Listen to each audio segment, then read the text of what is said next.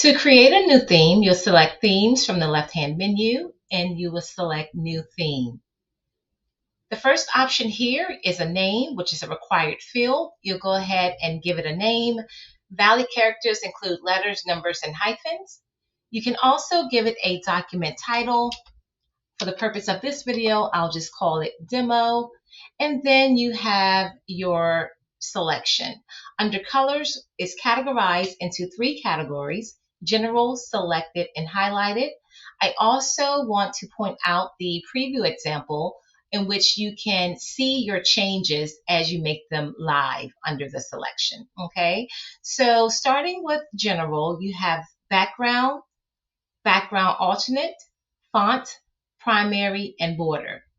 For background, the default is white, but you have a range of colors to select. But just to give you an understanding on how this impacts the application, you see once I select a color, the background now changes. Okay. You then have background alternate. Background alternate specifies the alternate background of repetitive elements like your table of rows. So in this case, you see that Karina is actually alternate. So if I change this back to white so that you could better see this, you'll see here the background alternate, which is the different rows. Karina is that light gray. If I change this to the pink, you now see Karina is pink. You then have the font, which will be the font color of the application. Primary will be the accent color that is used for your button borders, your primary buttons, and your table heading. So in this case, you have forename and surname. If I change that to light blue, you see that that now turns light blue. And then lastly, for here, you have the border. The border will specify the color elements such as tables and inputs. So give you a peek of that. You see your input text box now that is selected in red. Okay. The next option you have is selected. Selected background and selected font. Selected background allows you to change the color of selected items like a selected table or row, or checkboxes or toggles or whatever you have in your Flow application. And this color relates to York because York is actually selected in the preview example. And then you have the selected font. Inside that selected table, we have the font that turns to white, but let's say you wanted to change that selection to a different color, you can. And then lastly, you have highlighted. Highlighted would be the background color of a highlighted item, such if you hover over a table row or hover over selected options.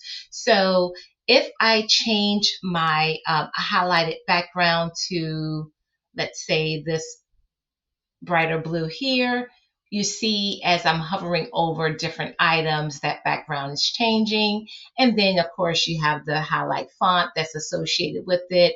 Let's say I go with a red, just so you can see in the example, you see the text is also corresponding to red.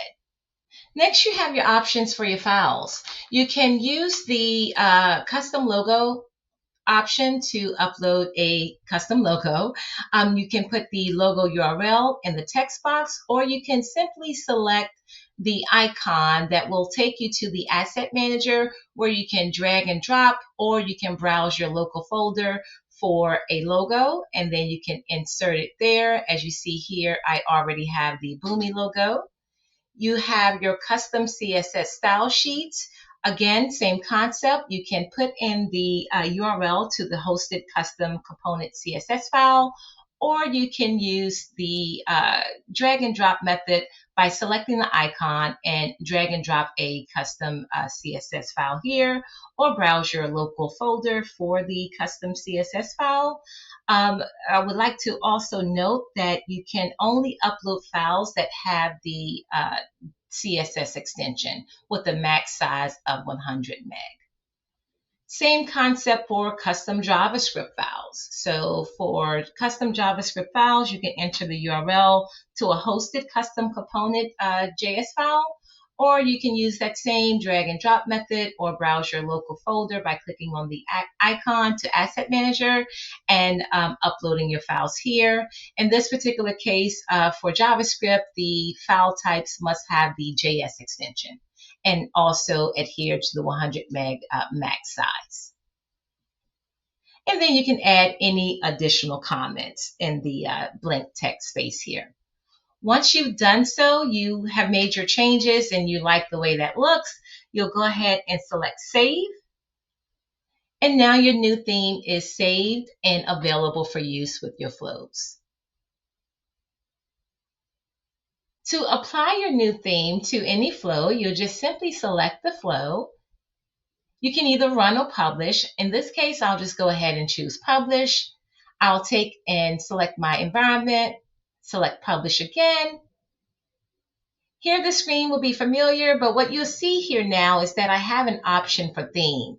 And my theme is the default selection, but we've just created new themes, so I will select new theme, and then I will select either run or close. And now my flow has been published with the new theme.